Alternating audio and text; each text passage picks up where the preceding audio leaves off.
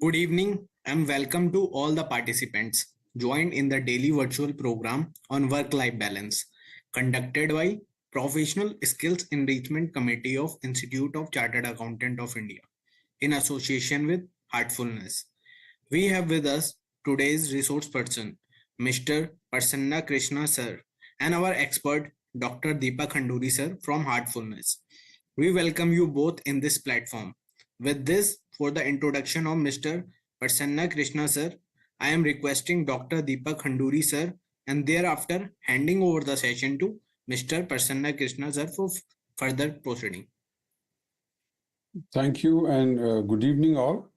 Mr. B.J. Prasanna Krishna, he holds a postgraduate engineering degree from IIT Delhi and is a senior IT and environmental consultant. He has worked in prestigious companies like IBM, Wipro, GE Medical Systems, etc. in leadership positions. He has also held executive level positions in two medium-sized IT companies and was heading their India operations. He is also into organic farming and has developed Krishna Organic Farms near Bangalore, which is operated fully on solar energy. Many fruits, vegetables, timber, flowers, etc. are being grown without the use of any chemical fertilizers or pesticides. Apart from that, he is a keen spiritual aspirant, a member of Heartfulness Institute, a certified trainer of the Heartfulness system, and is committed to his spiritual quest under the Heartfulness system of meditation. He has undertaken many research initiatives on benefits of heartfulness meditation, prediction using AI/ML algorithms, and has published many articles in PubMed indexed journals. With this, I hand over the session to Mr. B.J. Prasanna Krishna for his presentation today. Thank you, sir. Thank you, Mr. Deepak Khanduri. And a warm welcome to all the participants. We are continuing the session with which we started yesterday on the topic was compassion and its importance in work-life balance. This program is being conducted as a part of the work-life balance program, which is a virtual program every day. A very warm welcome. And before we start, like we do every time, let's go into ourselves, center ourselves so that we can achieve the best out of anything. This micro practice by Heartfulness is very helpful in us getting ourselves in tune with the activity we are supposed to do. This can be used for any activity we do. Suppose you're going for a meeting, it will be good. You don't have to close your eyes if it's not possible, but just sit there and try to bring your mind in tune with what is going to happen the next few minutes. So this process can help a lot. This is one of the very helpful micro practices suggested by Heartfulness. So let's begin the process. Sit comfortably. Gently close your eyes. Pay attention to the heart.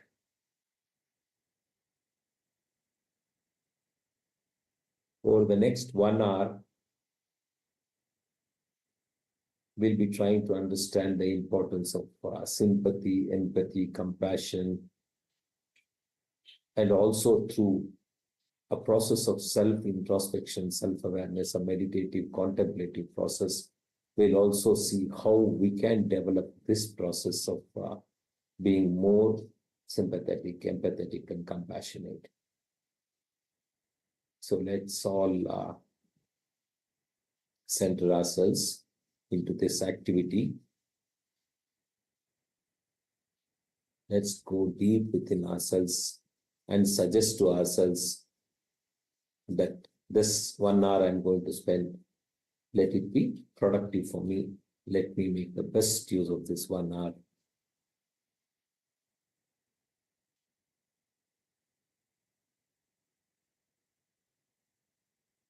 We go deep within ourselves and suggest to ourselves that we should get the maximum out of this exercise we are going through.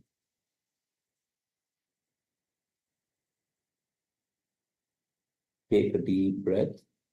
Inhale very deeply. Slowly exhale. Very gently you should exhale. Normally it is suggested that the inhalation, if it takes, say 3 seconds, the exhalation process should take thrice that amount. So let's deep breathly. Inhale. And very gently exhale.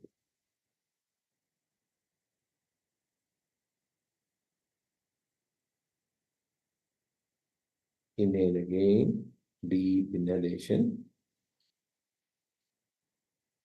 Gentle exhalation. Let's empty our lungs completely. Inhale again very deeply.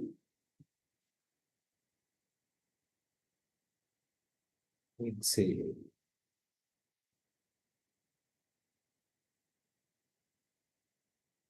Let's continue the inhalation and exhalation and also bring our attention to the heart and reinforce the suggestion that we should get the maximum out of this session.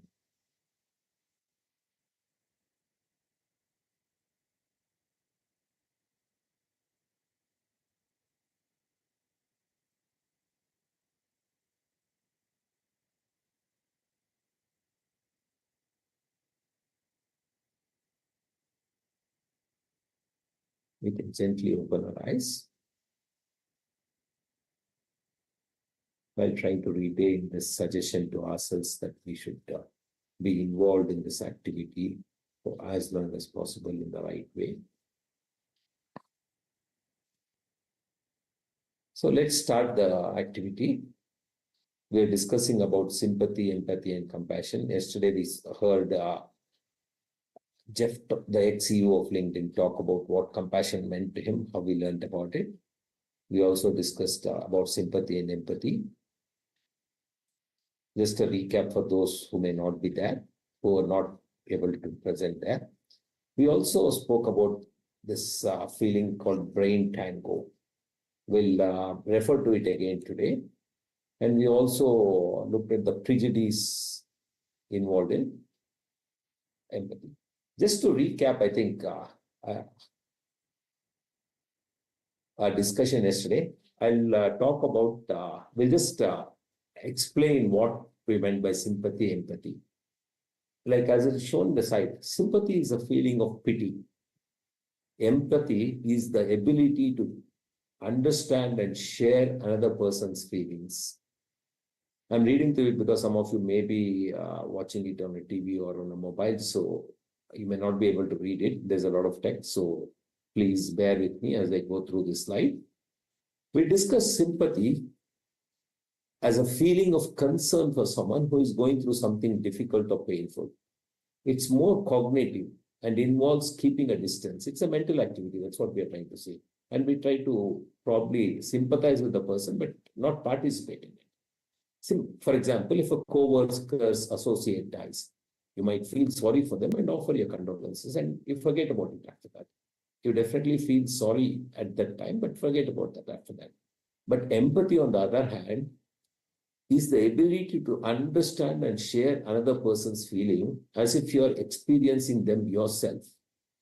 It involves actively sharing the person's emotional experience.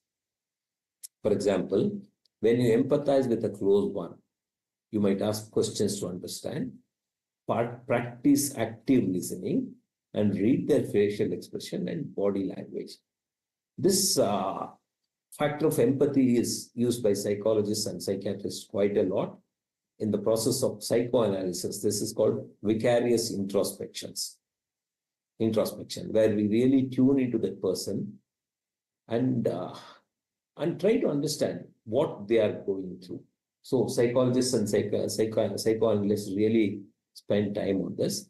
And as we discussed yesterday, most human beings are hardwired for empathy. We don't have to really create that. They are hardwired for it. Yeah, now comes the difference between compassion, sympathy, and empathy. We won't spend much time on this yesterday. So we'll spend some time on what is understanding what is compassion, and more importantly, on understanding how we can develop. An unselfish concern for other people is compassion. Doing things simply out of desire to help, not because you feel obligated out of duty, loyalty, or religious reasons. It involves acting out of concern for the well-being of the other people. A combination of empathy and altruism with a desire to relieve the suffering of another person. It involves feeling empathetic towards someone's struggles and taking action to help. See, empathy is something which happens naturally, but compassion is a very unselfish attitude. You don't really do it. It comes naturally. When you see a person suffering, it comes to you very, very automatically. And this can be developed. See, this is what I think there was a question yesterday on what is empathetic distress? See, basically, I think the time has come to address this and see how we can avoid.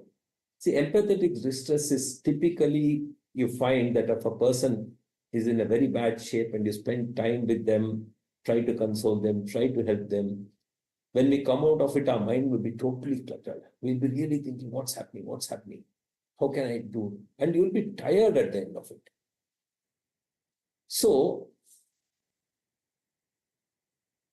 when this happens, we find that we are slowly entering a state of distress. That's why many psychiatrists, after they take some sessions, they really want to go back and rest.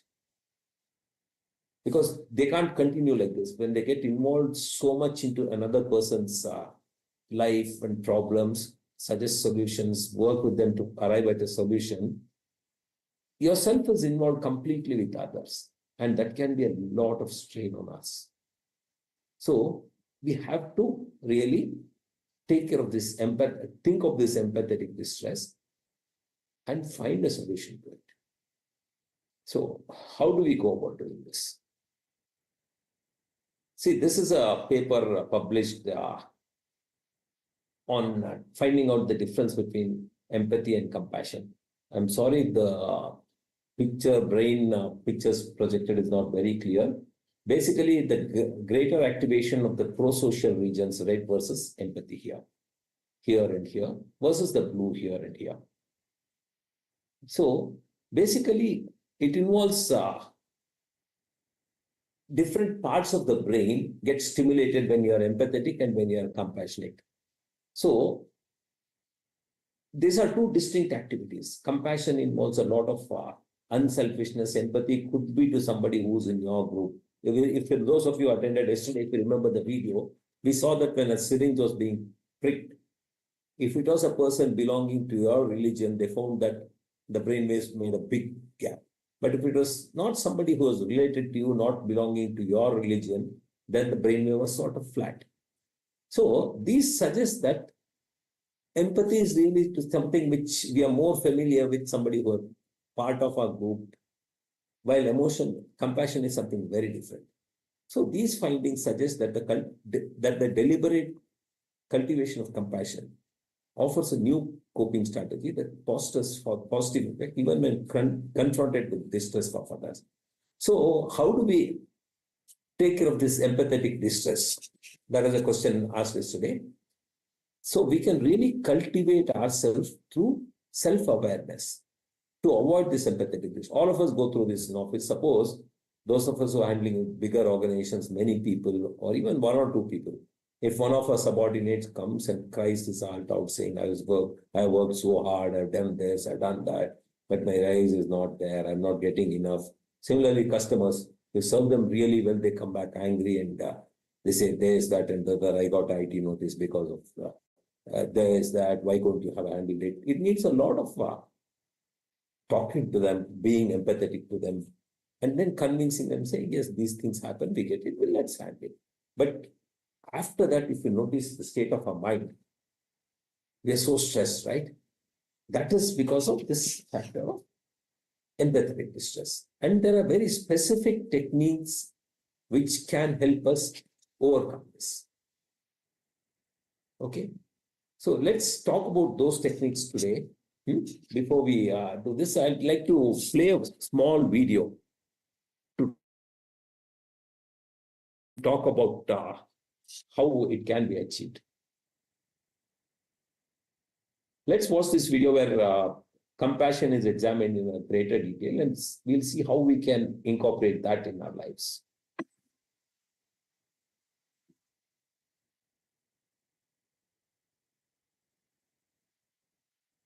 My friend told me he often went to the same little corner grocery store in his neighborhood. One day, he realized that though it was usually the same woman working there each time, he hardly ever noticed much about her. He felt shocked at himself and thought, for all I really pay attention to her, she might as well be a cash register with arms. So he went into the store, determined to actually pay full attention to her. The first thing he noticed was that she was singing along to something playing on the radio, and that she had a really beautiful voice. When he said that to her, she responded with a wide, radiant smile. As soon as he told me that story, I realized that I too often went into the same store and also had hardly noticed that woman, except for maybe a vague sense that perhaps she was a little grim. I made a plan. I'm going to go into the store, say to her, I heard you have a really beautiful voice, and watch her get really happy and give me a beautiful smile. But when I went into the store, actually paying full attention to her, the first thing I noticed was that she was already smiling broadly. Wait, what happened to a little bit grim? I realized again how much of a person we miss when we don't pay attention. People are people, not pieces of furniture. We each have a life, a story, changing moods, joys, sorrows. And if we pay attention to one another, we recognize that, and our lives are enriched by a continuing sense of discovery. That's the opening to true compassion. Sometimes we think of compassion as a gift, which we've either gotten or we haven't. If we haven't, we're out of luck. But we think of compassion as some kind of emotional reaction that spontaneously erupts out of us. I think of compassion as a natural result that comes from actually paying attention. That means we can continue to cultivate it.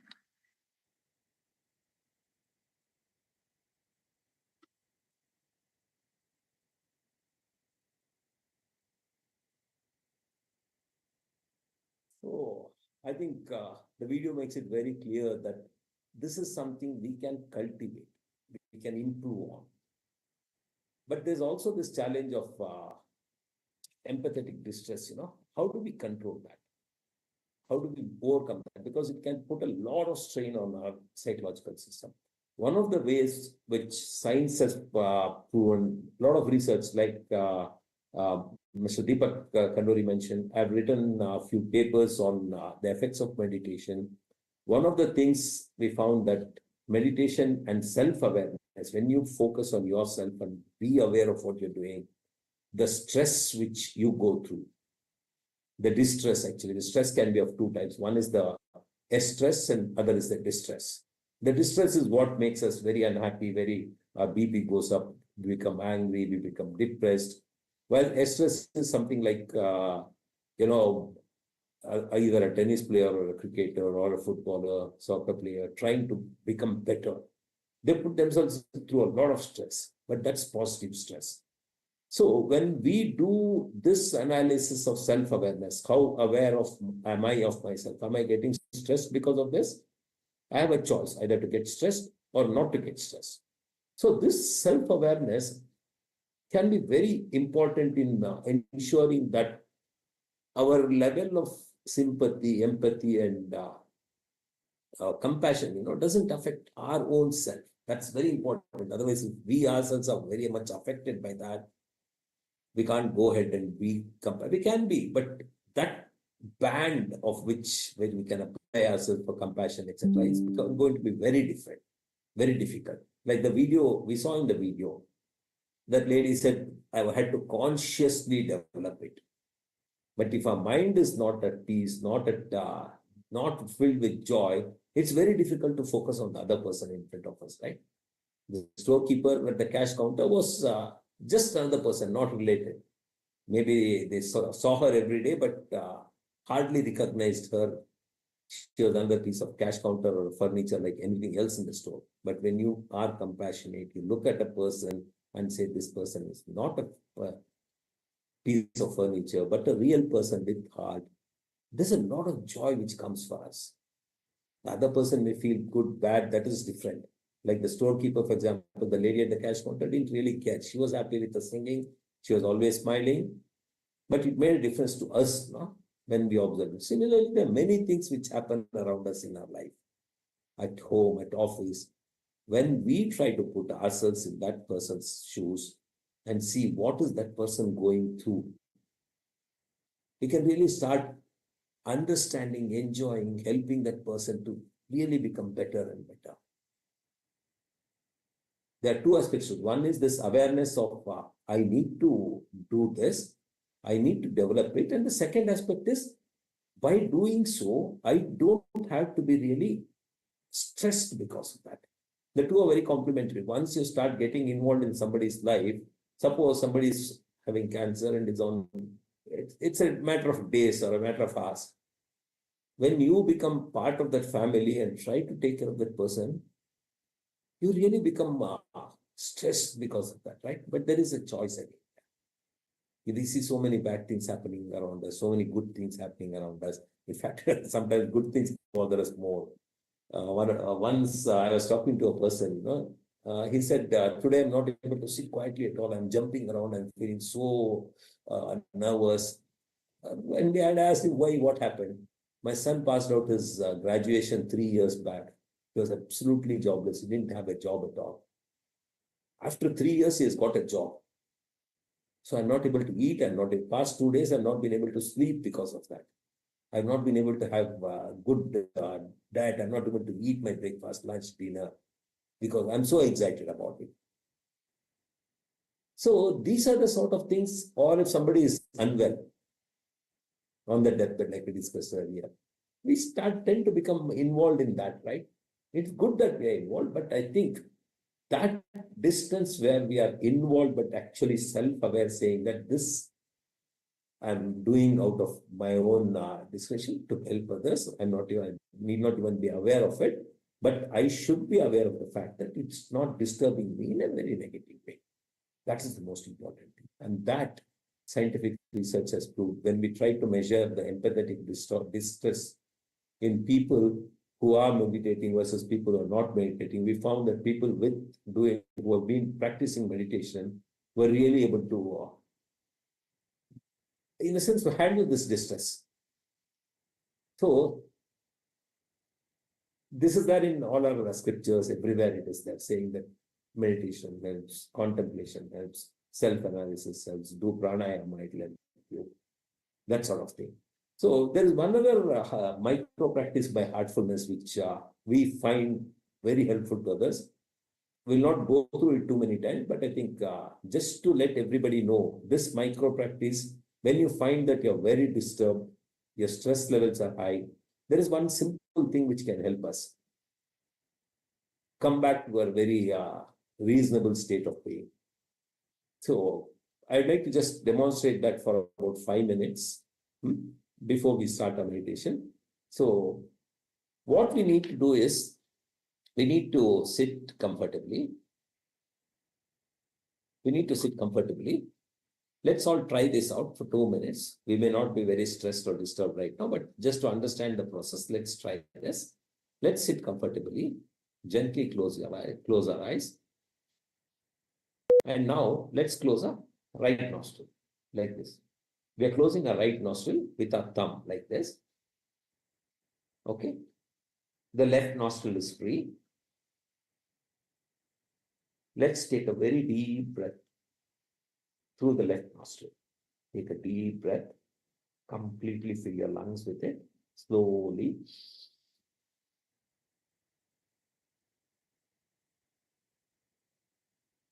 Again, exhale through the left nostril.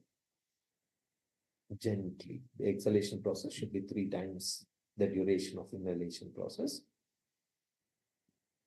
Let's do this about 10 times.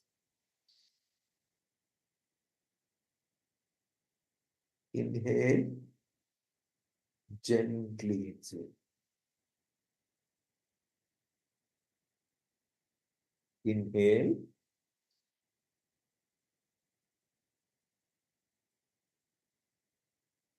Gentle exhalation to completely empty your lungs.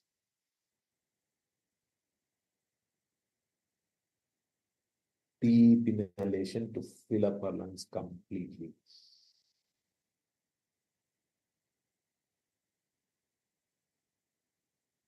Gentle exhalation.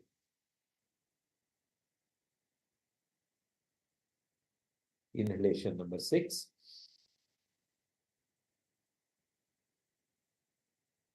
Exhalation number 6.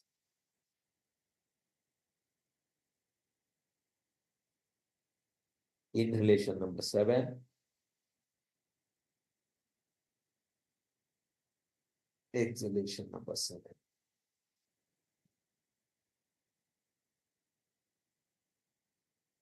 Deep inhalation, fill up your lungs completely. Gentle exhalation to completely empty your lungs.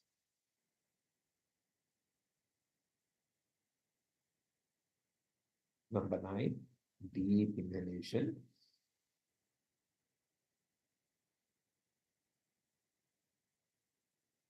Gentle exhalation.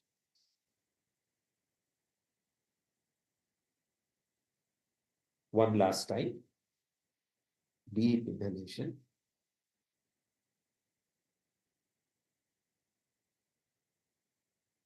Gentle exhalation.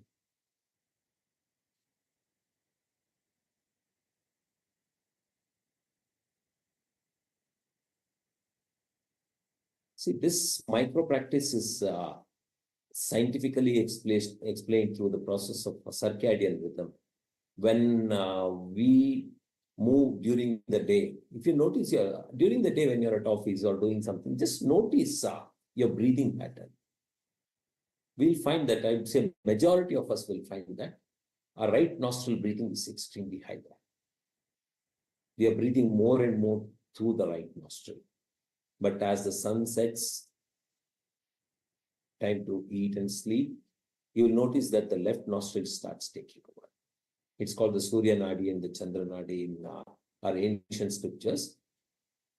The scientific analysis calls it the circadian rhythm during the day and during the night. See, there's a lot of commonality between what science is talking about and what our ancient scriptures talk about. One of them is the circadian rhythm. One of the main problems for us where we are really creating a problem for ourselves is this late night, especially youngsters. Many of them say, I've never seen the sun rise in the east. Whenever I'm up, it's always, whenever I get up, it's already above my head. So staying till 3 o'clock, 4 o'clock in the morning, 5, going to bed, getting up at again 1 or 2 in the afternoon. This is affecting a lot of stress. Those of us who have had a chance to deal with the youngsters, they tell us, even many students I've been talking to say, you guys are different. You didn't have the stress we're going through. Why? That's because they're not leading the right life. So I think it's important for us to stick to the circadian rhythm where early morning is the time where we should get up before sunrise. Try to do a meditation. Let's do it for 15 minutes, 20 minutes.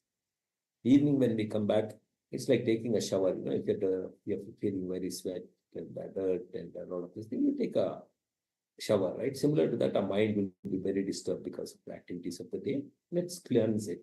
So this practice of morning meditation and night cleansing will help us a lot. For us to realize that, I think we should do it for 3 months.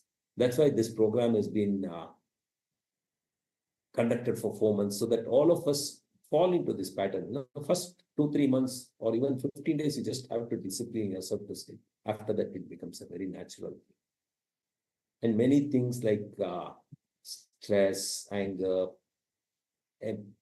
distress, empathetic distress, all this go down, we'll find ourselves much, much more positive in our lives. This is something we have to realize. Nobody can say, read this book and it helps. We may read a lot of scientific papers, a lot of books on this, a lot of Puranas on this, but it's not going to help. Like today, Christianity, the basis of Christianity is Jesus' compassion. Had he not sacrificed his life on the cross, Christianity would not have become such a popular thing. Today, Christianity is a very high following religion because of one person's compassion. He said it's okay. They do not know what they do. Forgive them. That was his prayer for people who are putting him upon the cross. We don't have to go to that extreme, but I think we need to develop that sort of compassion in our heart. So I think many of our day-to-day problems do get solved when we try to meditate. See, in this case of compassion, when we are aware that this compassion is affecting us, we take a step back and see it should not affect us. It helps. And how do we become aware of that? That's where meditation comes in, where we sit for meditation, look into ourselves, create that awareness so that it can be a 24-hour process. This 20-minute meditation we do is only a process where we really train our mind to be self-aware all 24 hours of the day. So let's start the meditation. I think I'll just explain it for a couple of minutes for people who have joined new. Basically, we sit with our eyes closed, sit comfortably with our eyes closed. Any comfortable posture is okay. And pay attention to the heart. Then we wait for the light in the heart, the source of the light in the heart to manifest. We don't concentrate on the heart. We just wait. It's a very passive process. The only thing expected out of us is that the moment we are aware of, we are thinking of something else, very gently bring the mind back to attention of the heart. It may be a good thought, bad thought, it doesn't matter. The only activity allowed is to gently, very gently bring the mind back to the heart. So let's try this for about 20 minutes. At the end of 20 minutes, I'll say that's all. So please start meditation.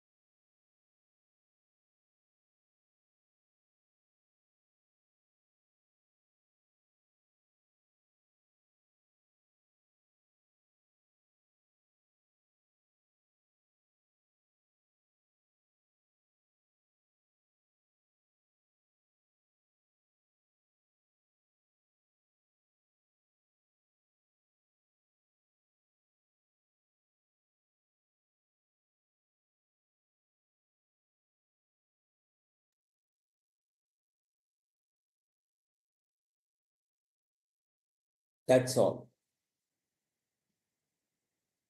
Keep your eyes closed for a few more seconds.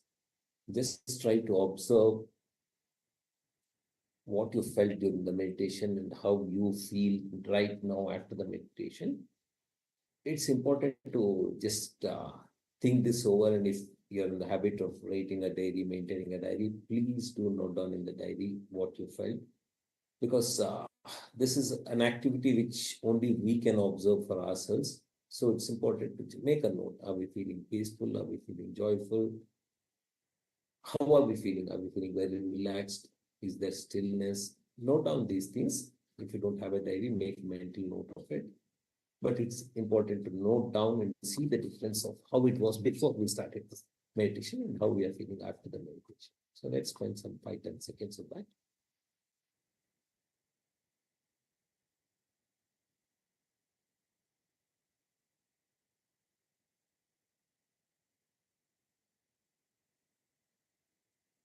Yeah, we can open our eyes now if you're ready.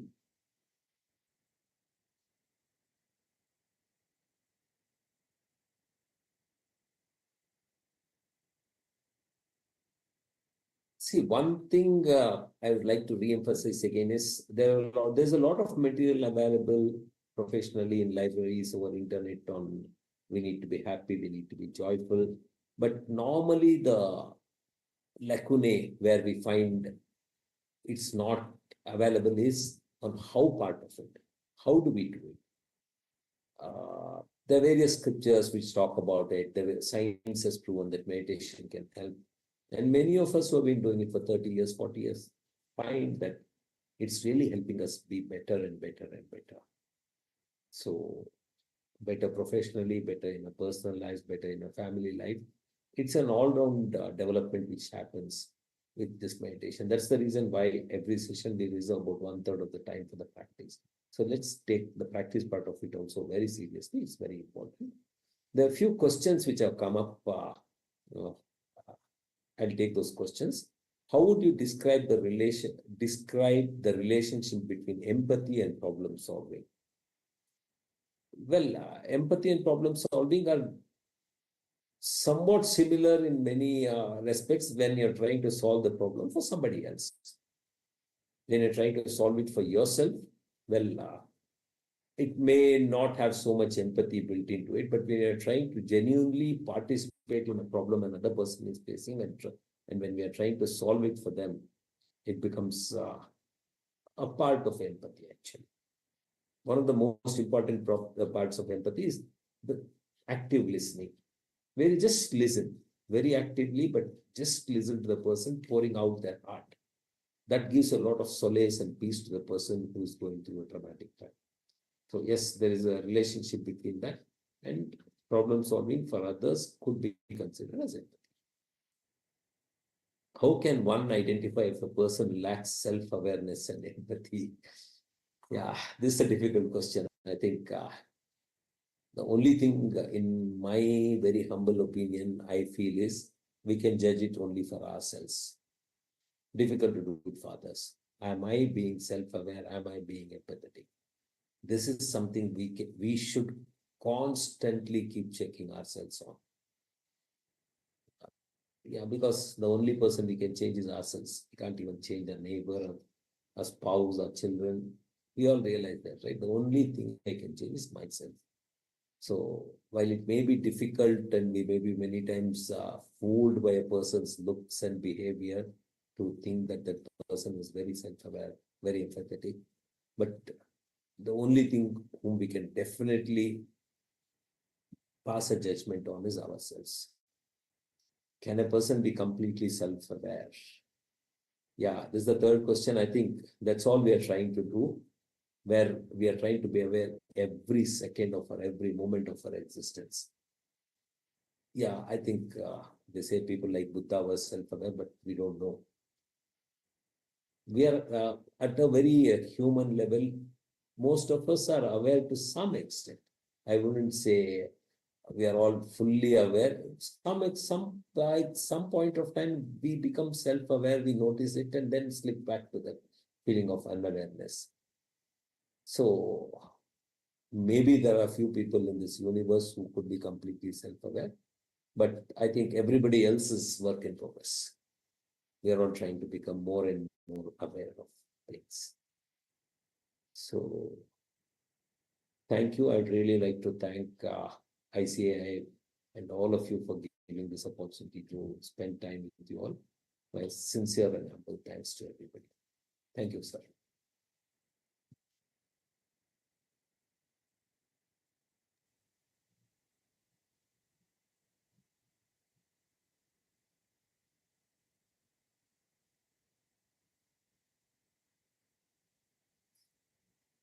Thank you, Mr. Yeah, thank you, sir. Thank you. Thank you, Mr. Prasanna Krishna sir, for delivering this wonderful session. And thanks to all the participants who have joined this session. And also thanks to our expert for being with us throughout the session. With this, we are concluding this session. Thank you all.